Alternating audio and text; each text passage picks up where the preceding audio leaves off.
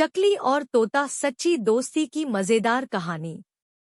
एक घने जंगल में एक नन्ही सी चकली और एक रंग-बिरंगा तोता साथ में रहते थे। दोनों में गहरी दोस्ती थी। चकली बहुत समझदार और चतुर थी, जबकि तोता मीठी-मीठी बातें करने में माहिर और बेहद चंचल था।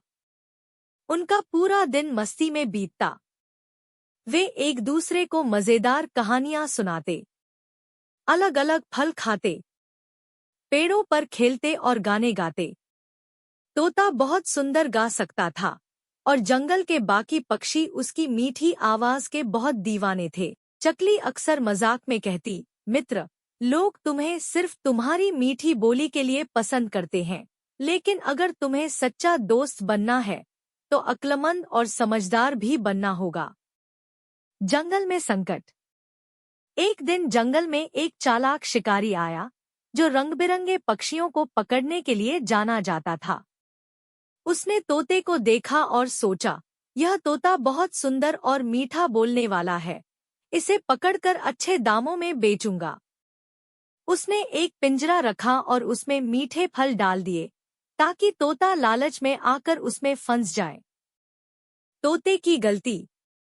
तोते ने मीठे फल देखे और बहुत खुश हुआ। चकली ने उसे चेताया, मित्र, सावधान, यह कोई आम फल नहीं, इसमें जरूर कोई चालबाजी छिपी है।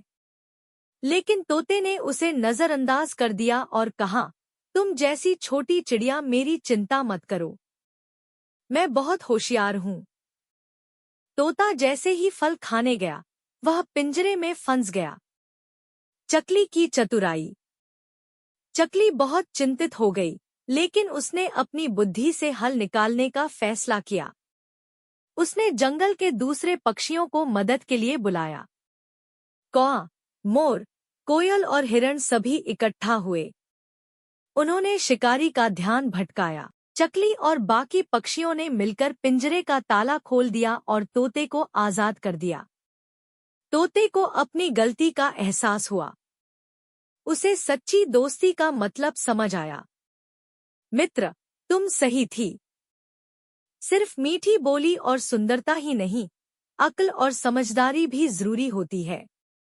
उस दिन के बाद तोता और चकली और अच्छे दोस्त बन गए। उनकी दोस्ती और भी मजबूत हो गई।